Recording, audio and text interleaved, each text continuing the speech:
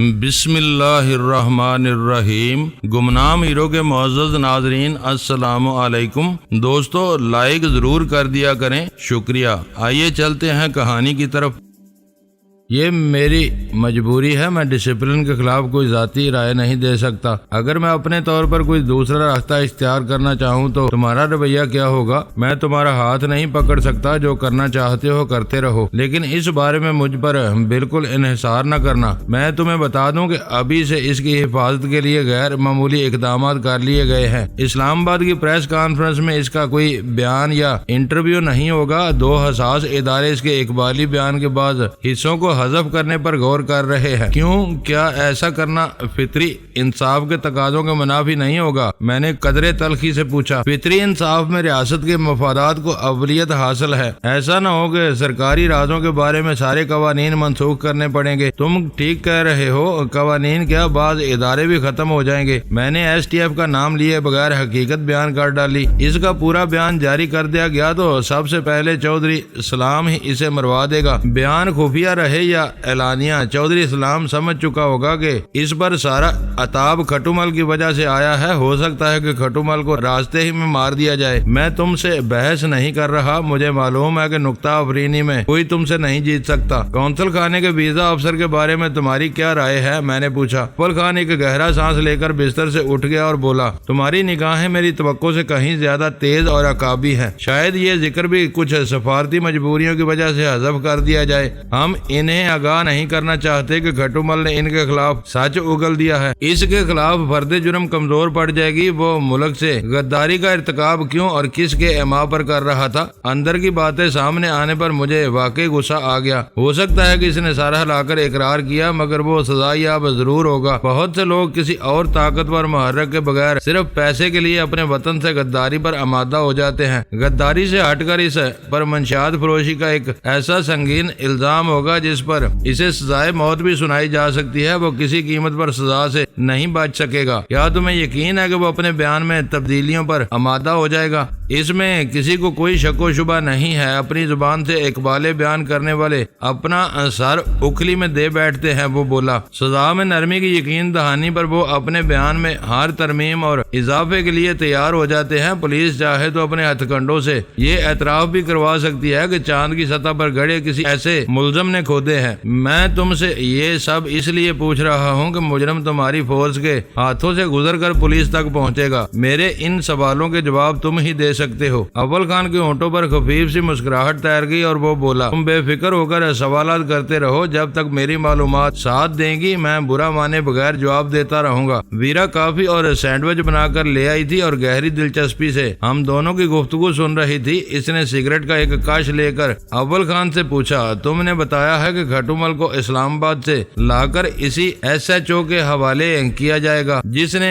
کالو مکرانی کے بیان میں رد و بدل کرنے سے قطعی انکار کر دیا تھا۔ کیا وہ تفتیشی افسر کھٹومل کے معاملے میں اپنے اصول توڑ دے گا؟ مجھے تم لوگوں کی طرف سے ایسے کڑے سوالات کا اندازہ تھا۔ میں نے پہلے ہی تھوڑی سی تیاری کر لی تھی۔ یہ سوال رہ رہ کر مجھے بھی ستا رہا تھا۔ وہ لمحہ بھر کے لیے خاموش ہوا تو سلطان شاہ بول پڑا، یعنی اس کا جواب نہیں دیا جا سکتا؟ جواب خاصا دلچسپ ہے، اول خان نے کہا۔ کھٹومل اسٹیشن 9 پر ہے، ابھی تک اس کا کوئی بیان نہیں لیا گیا۔ ٹیپ پر وہ باز پرس ریکارڈ ہوئی ہے جو ڈینی نے انٹیروگیشن سیل میں کی تھی۔ لوگ آوازوں کے اس کیسٹ پر کام کر رہے ہیں۔ مجسٹریٹ کی موجودگی میں اس کا بیان لینے سے پہلے متن کا فیصلہ کر لیا جائے گا۔ کراچی والے ایس ایچ او کے پاس وہی بیان پہنچے گا جو حساس ادارے طے کر لیں گے۔ کھٹومل کو نرمی کی امید پر اپنے اسی بیان پر قائم رہنا ہوگا۔ گڈ، خاصا مناسب ہوم ورک ہے، میں نے تلخ مسکراہٹ کے ساتھ کہا۔ دیکھنا ہوگا کہ ہم اس پلان میں کہاں کہاں رکھنا اندازی کر سکتے ہیں۔ اول خان تکان کے ساتھ شاید بھوکا بھی تھا۔ اس نے ویرا کے بنائے ہوئے سینڈوچوں پر جس طرح یلغار کی تھی اس کا ادراک مجھے ذرا دیر سے ہوا اور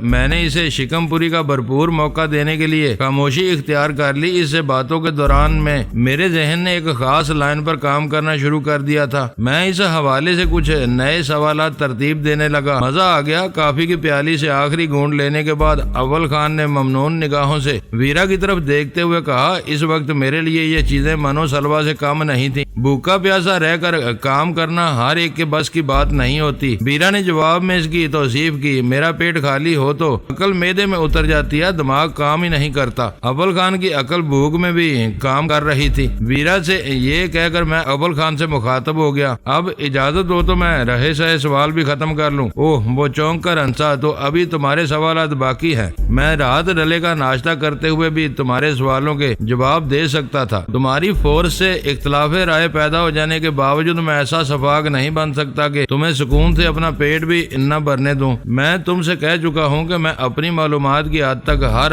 جواب فراہم کروں گا۔ مقامی کونسل خانے کے ویزا افسر کا کیا نام ہے اور وہ کہاں رہتا ہے؟ اوبرائن ڈی ہنٹ، عرف عام میں وہ اوبی بھی کہلاتا ہے اور کلفٹن میں رہتا ہے۔ تحفظ کے خیال سے وہ اپنا سرکاری مکان چھوڑ کر چند ہفتے پہلے کینٹ کے ایک فلیٹ پر منتقل ہوا ہے۔ تجربہ بتاتا ہے کہ ڈانگ سے بنائے ہوئے فلیٹ کھلے مکانوں کے مقابلے میں زیادہ محفوظ ہوتے ہیں۔ ویرا نے اپنی ماہرانہ رائے دی۔ کافی پینے کے بعد اس کا سارا رہا سہا نشہ بھی حرن ہو چکا تھا، شاید اس نے اپنے فلیٹ میں کتا بھی پالا ہوا ہوگا۔ ویرا کی قیاس آرائی پر اول خان حیران رہ گیا۔ میں یہی خاص بات بتانے والا تھا۔ کراچی میں چند واقعات رونما ہونے کے بعد امریکی مسلح محافظوں کے ساتھ کتوں سے بھی مدد لے رہے ہیں۔ انسان بک جاتا ہے مگر کتا مرتے دم تک اپنی وفاداری نہیں بدلتا۔ مجھے اس کا پتہ چاہیے۔ میں نے دھیمی آواز میں اول خان سے مطالبہ کیا۔ ابھی مجھے نہیں معلوم، دن میں کسی وقت مل جائے گا، اس نے وعدہ کر لیا۔ اور اب دونوں سراغ رسانوں کے بارے میں کچھ بتا ڈالو تاکہ ہم تمہارے کام میں خلل ڈالے بغیر اپنی راہ پر لگے رہیں۔ میرے لیے وہ دونوں سب سے زیادہ اہم ہیں۔ وہ دونوں ایک مشہور ہوٹل کی 7ویں منزل کے ایک ایسے گوشے میں رہ رہے تھے جہاں سامنے کی بند دیوار میں اور دائیں بائیں کل 3 کمروں کے دروازے تھے۔ ایک کمرہ ان دونوں کے مشترکہ تصرف میں تھا، باقی 2 کمرے امریکی میرین کمانڈو کے لیے تھے۔ ان دونوں کی حفاظت پر مامور کمانڈوز کی تعداد 6 تھی۔ وہ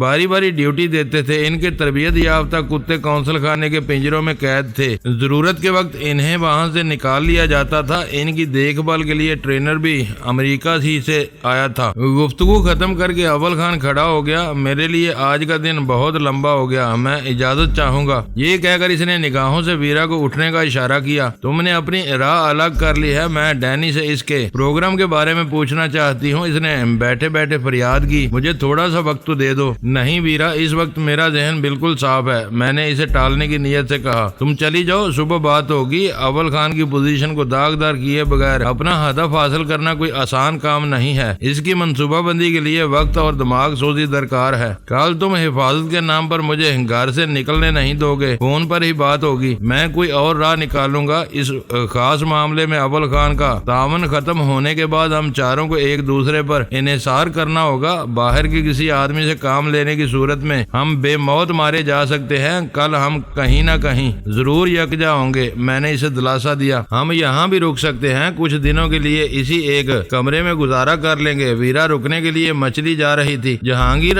اول درجے کا بد دماغ آدمی ہے، اتنی بھیڑ کو برداشت نہیں کرے گا۔ تم نے دیکھ ہی لیا ہے کہ وہ گھر میں کیسی بے اعتدالیاں کر گزرتا ہے۔ میری محنت کارگر ثابت ہوئی۔ ویرا اول خان کے ساتھ واپس چلی گئی۔ رات کا بڑا حصہ گزر چکا تھا، چند گھنٹوں بعد صبح نمودار ہونے والی تھی۔ میں روشنیاں گل کر کے سلطان شاہ کے ساتھ دوہرے بیڈ پر دراز ہو گیا۔ اسلام آباد میں تھوڑی سی ورزش اور کراچی تک کے فضائی سفر کے باعث میں کسل مندی محسوس کر رہا تھا، لیکن نیند میری آنکھوں سے کوسوں دور تھی۔ میں یہ سوچ کر کڑ رہا تھا کہ اس ملک کی قسمت میں ممو مستری جیسے بے ضمیر لوگوں کا بھی کچھ نہ کچھ حصہ ضرور تھا۔ دیر سے سونے کے نتیجے میں صبح دیر سے میری آنکھ کھلی۔ سلطان شاہ بدستور سو رہا تھا۔ میں کمرے سے باہر نکلا تو کہیں زندگی کے آثار نہیں تھے۔ سب لوگ ہی گدھے گھوڑے بیچ کر سو رہے تھے۔ دروازے کی جری کے پاس صبح کے تازہ اخبار موجود تھے۔ شاید سلمہ نے میری خواہش کے احترام میں کسی ہاکر کو پرچے ڈالنے کی ہدایت کر دی تھی۔ میں نے اردو اور انگریزی اخبارات کے بیرونی صفحات پر سرسری نظریں ڈالیں اور پچھلی صبح ہونے والے حادثے کے بارے میں جمائی گئی سرخیاں دیکھ کر دل گیر ہو گیا۔ زخمی ہونے والوں میں سے مزید ایک شخص چل بسا تھا۔ اس طرح بم کے دھماکے میں مرنے والوں کی تعداد 4 ہو گئی تھی۔ اس المناک بربریت کی تصاویر خبروں سے زیادہ دل دوز تھی۔ پچکی اور الٹی ہوئی گاڑیوں کے ملبے کی تصویروں سے ایسا معلوم ہو رہا تھا جیسے وہ شہری آبادی پر کسی فضائی حملے کے بعد لی گئی ہوں۔ میں اخبارات چھوڑ کر غسل خانے میں جا گھسا اور اجلت میں تازہ دم ہونے کے بعد ڈرائنگ روم میں اخبار لے بیٹھا۔ بیٹھا۔ دہشت گردی اور خون ریزی کی ساری وارداتوں کی خبریں کم و بیش ایک جیسا دکھ پہنچاتی ہیں، بس متاثرین کے نام اور مجرموں کے مقاصد میں رد و بدل ہوتی رہتی ہے۔ بے گناہ اور معصوم انسانوں کے لہو کی حرمت کو پامال کرنے والوں کے خلاف میرے دل میں انتقام اور نفرت کی ایک آگ سی بھڑک اٹھی جو صرف سازشیوں کے خون سے سرد ہو سکتی تھی۔ اخبارات میں یہ اشارہ کہیں بھی نہیں تھا کہ بم پھٹنے سے قبل دو مشتبہ غیر ملکی سراغرساں فوٹوگرافروں کے بیس میں متاثرہ علاقے میں منڈلاتے رہے تھے۔ وہ ایک ایسا نقطہ تھا جسے اچھال کر کئی مقاصد حاصل کیے جا سکتے تھے۔ اخبار میں خبر لگ جانے کے بعد ان دونوں کی سرگرمیوں کے متعدد گواہ پیدا ہو سکتے تھے، لیکن بیوروکریٹس ایسا کوئی دلیرانہ قدم اٹھانے کی بجائے شتر مرغ کی طرح ریت میں گردن دے کر خود کو طوفان سے محفوظ تصور کر رہے تھے۔ مجھے پورا یقین تھا کہ ایس ٹی ایف والوں نے دونوں گورے قاتلوں کی سرگرمیوں کی خبر اپنے سینوں تک محدود نہیں رکھی ہوگی۔ متعلقہ لوگوں کو فوری طور پر وہ اطلاعات پہنچائی گئی ہوں گی، مگر امریکہ کے ساتھ مراسم میں بہتری اور اس کی خوشنودی کے خواہاں افسران نے وہ خبر جاری کرنے کی بجائے سختی سے دبا دی۔ وہ ایک کھلی حماقت تھی۔ ان کی سرگرمیوں کو پوشیدہ رکھ کر ان کی کھلی حوصلہ افزائی کی جا رہی تھی۔ دوسری خبر میں میرے اس نظریے کی تصدیق کر دی گئی تھی۔ ہم نے نادرا غنی کے جس آراستہ فلیٹ کو ہنگامی حالات میں خیر باد کہا تھا، اس پر امریکہ سے آئے ہوئے سراغ رسانوں کے دعوے کی خبر پرانی ہو چکی تھی۔ وہ اپنے تربیت یافتہ کتوں سمیت متعدد مقامی حکام کی رہنمائی میں وہاں گئے تھے اور شاید بے نیلو مرام واپس آئے تھے۔ اس مہم جوئی کے بعد مجسٹریٹ کی نگرانی میں ہمارے فلیٹ کو سیل کر دیا گیا تھا۔ تازہ خبر کے مطابق پچھلی شام وہ سراغرسا مجسٹریٹ اور ایک سابق افسر کی معیت میں دوبارہ اس فلیٹ میں گئے تھے۔ اس بار کتے ان کے ساتھ نہیں تھے۔ کئی گھنٹوں تک فلیٹ میں پائے جانے والے فنگر پرنٹس کی تصاویر اٹھانے کے بعد وہ واپس چلے گئے تھے۔ یہ ان کی دیدہ دلیری کی انتہا تھی۔ صبح انہوں نے صوبے کے ایک حساس انتظامی مرکز میں مقامیوں کے خون سے ہولی کھیلی، پھر کوئی طویل وقفہ دیے بغیر شام کو ہمارے فلیٹ پر پہنچ گئے۔ ان کی وہ تمام حرکتیں ظاہر کر رہی تھی کہ وہ میری ذات سے بہت زیادہ خائف تھے اور ہر قیمت پر مجھے نیست و نابود کرنے کا عزم لے کر پاکستان آئے تھے۔ امریکیوں کے پروردہ دشمنوں سے محاذ آرائی شروع ہونے کے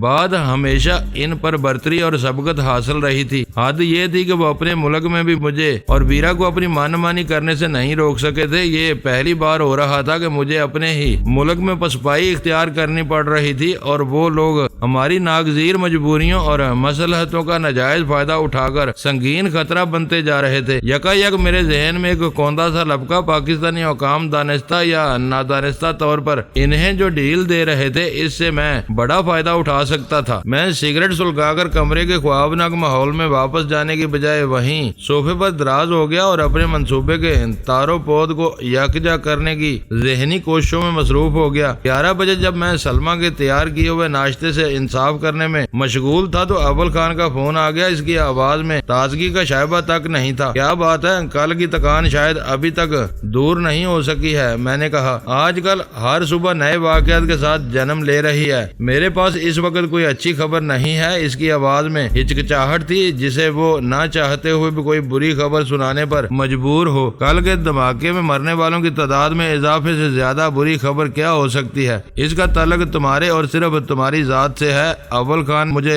تجسس میں ڈال دیا۔ فکر نہ کرو، میں جب تک زندہ ہوں میرے لیے کوئی بری خبر نہیں ہو سکتی۔ تم جانتے ہو کہ تمہارے بارے میں حکومت نے مکمل لا علمی کا سخت موقف اختیار کیا ہوا ہے۔ اس نے کوئی خبر سنانے کے بجائے استفہامیہ لہجے میں پوچھا۔ مجھے خوشی ہے کہ اپنی بے شمار مصلحتوں اور مجبوریوں کے چنگل میں جکڑے ہوئے لوگ میرے بارے میں اتنی اخلاقی جرت کا مظاہرہ کر رہے ہیں۔ یہ بتاؤ کہ خبر کیا ہے؟ میں اسی طرف آ رہا ہوں۔ خبر سننے سے پہلے تمہیں اس کے مکمل پس منظر سے بھی واقف ہو جانا چاہیے۔ وہ محتاط لب و لہجہ استعمال کر رہا تھا۔ بات اب بہت آگے بڑھ چکی ہے۔ امریکی تمہاری تلاش کے لیے پاکستان میں ایک بڑا آپریشن شروع کرنے کا فیصلہ کر چکے ہیں۔ ان کے سارے ہی آپریشن بڑے ہوتے ہیں اور وہ مسلسل جاری ہیں۔ ان سے صرف مجھے ہی نہیں، ویرا کو بھی شدید خطرات لاحق ہیں۔ میں نے کہا، ویرا امریکی شہری ہے، اس کے بارے میں ہماری حکومت پر کوئی ذمہ داری عائد نہیں کی جا سکتی۔ میں صرف تمہارے بارے میں فکر مند ہوں۔ نئے آپریشن سے میں ذرا بھی خوفزدہ نہیں ہوں۔ انہیں کھل کر میدان میں اترنے دو، انہیں تگنی کا ناچ نچا دیا جائے گا۔ تم ان اطلاعات پر بلا وجہ پریشان ہو۔ میری پریشانی کا سبب آپریشن نہیں، تمہاری سماوی فطرت ہے۔ تمہاری کارکردگی کو بالا ہی بالا مانیٹر کرنے والوں کو تمہاری مہم جویانہ فطرت کا خوب اندازہ ہے۔ انہیں اندیشہ ہے کہ تم نے امریکیوں کے خلاف کوئی جوابی محاذ کھول دیا اور پھر پھنس گئے تو بین الاقوامی سطح پر ہماری حکومت کو بدترین ندامت کا سامنا کرنا پڑے گا۔ تو کیا تم مجھے ہاتھ پر ہاتھ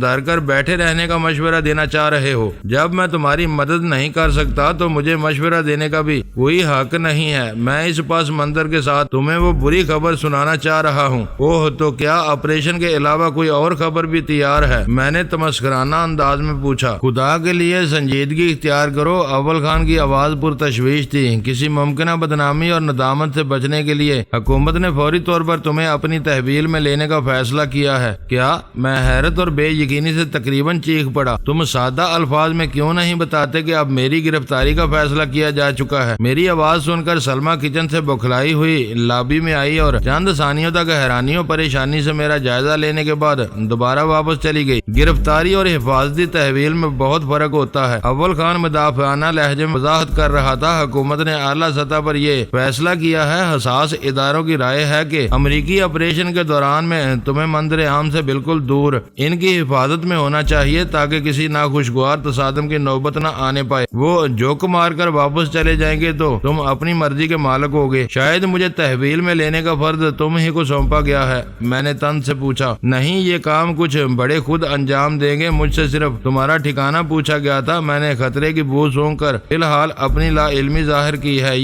میں نے اس کی بات کاٹ دی۔ اس کا مطلب ہے کہ میں اسٹیشن 9 سے بروقت نکل آیا، رات کو وہاں رکا رہتا تو آج کہیں اور پہنچا دیا جاتا۔ شاید تم ٹھیک کہہ رہے ہو، اسے مجبوراً اعتراف کرنا پڑا۔ میں نے جواب دیا ہے کہ اسلام آباد سے واپسی کے بعد تم میرے رابطے میں نہیں ہو۔ اول خان کی باتوں نے مجھے الجھا دیا۔ میں کچھ سمجھ نہیں سکا کہ تم کیا چاہ رہے ہو۔ ایک طرف تم حکومت کے فیصلے کی وکالت کر رہے ہو، دوسری طرف میری مخبری کرنے کی بجائے مجھے ہوشیار کر رہے ہو۔ تمہاری اس فون کال کا اصل مقصد اور مدعا کیا ہے؟ تمہیں حالات سے آگاہ کرنا اور صحیح راستہ سمجھانا۔ اس نے جواب دیا۔ سنو، میں نے سختی سے کہا، میں موت سے نہیں ڈرتا، اس کا ایک وقت مقرر ہے، جب آنی ہے ہر حال میں آ کر رہے گی۔ سرکاری بکراتوں کو یہ ضرور سمجھا دینا کہ جو شخص دشمن کے سامنے جمع رہ سکتا ہے وہ اپنوں کے سامنے ہتھیار نہیں ڈالے گا۔ میں اپنی طرف سے اٹھنے والے ہر ہاتھ کو کسی امتیاز کے بغیر توڑ دوں گا یا پھر اسی کوشش میں موت کو اپنے گلے لگا لوں گا۔ تم بلا وجہ جذباتی ہو رہے ہو، اس نے مجھے سمجھانا چاہا۔ اپنوں کے خلاف ہتھیار اٹھا کر تم ان کی حمایت بھی کھو دو گے۔ دلیری اور سرکشی میں بہت معمولی سا فرق ہوتا ہے۔ تمہاری محاذ آرائی کو سرکشی پر محمول کیا جائے گا۔ تمہاری ہمدردانہ مشوروں کا شکریہ، میں اپنے فیصلے کے نتائج کا خود ذمہ دار ہوں گا۔ بس تم میری غزالہ کی حفاظت کرتے رہنا۔ میری تلاش میں بے فیض ٹکرے مارنے والوں نے اسے کوئی ٹھیس پہنچائی تو میں تمہیں معاف نہیں کروں گا۔ اور ویرا کا کیا بنے گا؟ اس نے پوچھا۔ غزالہ کو تو میں آج ہی اپنی بیوی کے ساتھ پشاور بھیج دوں گا، اس کے میکے میں غزالہ آرام سے رہے گی۔ غزالہ کے بارے میں اس کی تجویز اطمینان بخش تھی۔ صوبہ سرحد کے مخصوص معاشرتی پس منظر میں میری وجہ سے غزالہ کو چھونا آسان کام نہیں ہوتا۔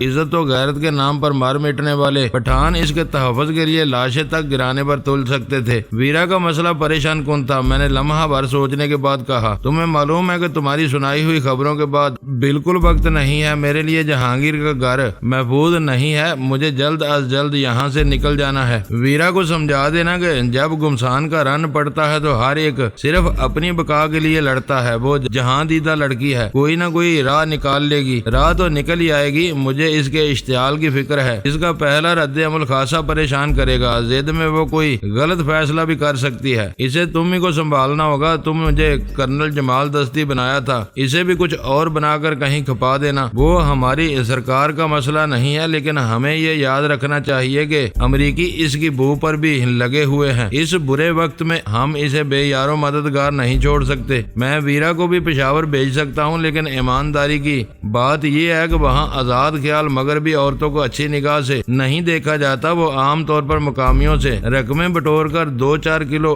ہیروئن اپنے ساتھ لے جانے کے کے چکر میں سستے ہوٹلوں وغیرہ میں پڑی رہتی ہیں، میری سسرال والے اسے غزالہ جیسی عزت نہیں دے سکیں گے۔ اس نے جو بات کھل کر نہیں کہی تھی وہ میں جانتا تھا۔ آوارہ گرد مغربی لڑکے اور لڑکیاں سرحدی علاقوں میں کسی سرمایہ کاری کے بغیر پیسہ بٹورنے کے لیے ایک ہی راہ اختیار کرتے تھے جو گناہوں کی دلدل سے گزرتی تھی۔ دنیا کے دوسرے خطوں کی طرح ان علاقوں میں بھی فرشتے نہیں آدمزاد بستے تھے جو آسانی سے ان پری پیکروں کا شکار بن جاتے تھے۔ اول خان ویرا کے لیے جو کچھ بھی کرتا بہتر ہی کرتا۔ میں نے اپنا پیغام اسے ذہن نشین کرا دیا تھا۔ وہ بیچارہ بیچ کا آدمی تھا۔ دوسری طرف کی ناخوشگوار اطلاعات مجھ تک پہنچانے کے چکر میں وہ میری تلخ نوائی کا شکار بھی ہوا تھا۔ میں نے گفتگو ختم کرتے ہوئے پوری کوشش کی تھی کہ اس کے دل سے بدمزگی کا ہر داغ دھل جائے۔ میں اسے بات ختم کر کے گھوما تو سلمہ میرے سر پر سوار تھی۔ تمہیں کون گرفتار کر رہا ہے؟ تم ایسی خوفناک باتیں کس سے کر رہے تھے؟ اس نے سہمی نظروں سے میری طرف دیکھتے ہوئے پوچھا۔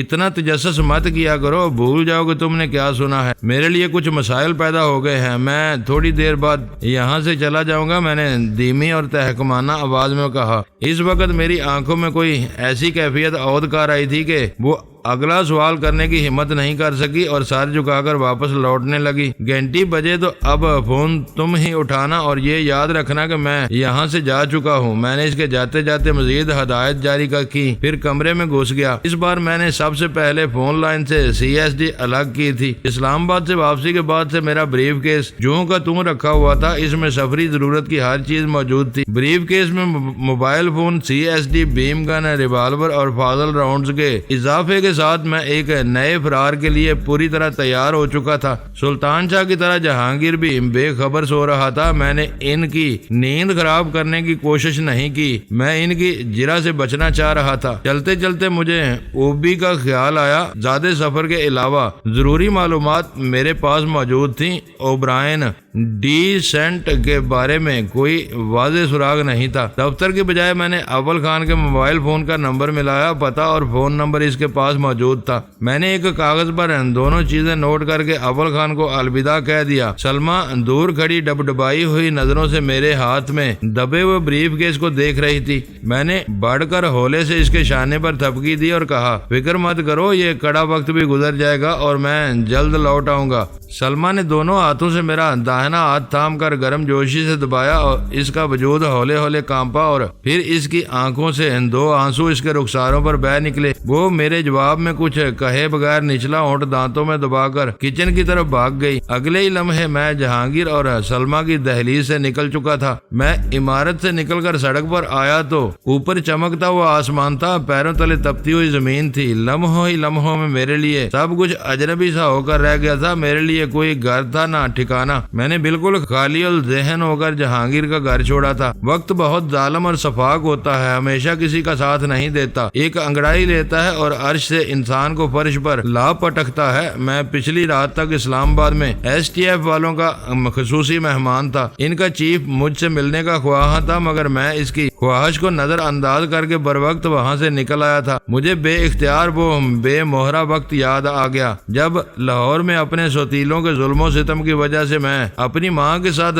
زندگی کے کٹھن دن گزار رہا تھا۔ اس وقت میں نے نوجوانی کی سرحدوں میں قدم رکھا تھا کہ ایک دن ماں ہمیشہ کے لیے میرا ساتھ چھوڑ گئی۔ ماں کے بعد مجھے اپنے لیے ہر طرف اندھیرا ہی اندھیرا نظر آ رہا تھا۔ میری آنکھوں میں آنسو تھے، دل بھاری تھا اور ذہن بالکل خالی۔ میں ریل کی پٹڑی کے ساتھ ساتھ ایک طرف چل پڑا تھا۔ برسوں کے بعد کراچی میں تاریخ خود کو دہرا رہی تھی۔ فرق یہ تھا کہ لاہور میں ایک ناپختہ کار، تہی دست اور کمزور نوجوان تھا۔ کراچی میں تجربے نے مجھے دولت اور طاقت سے نواز دیا تھا۔ میں بہتر انداز میں اپنے مستقبل کے فیصلے کر سکتا تھا۔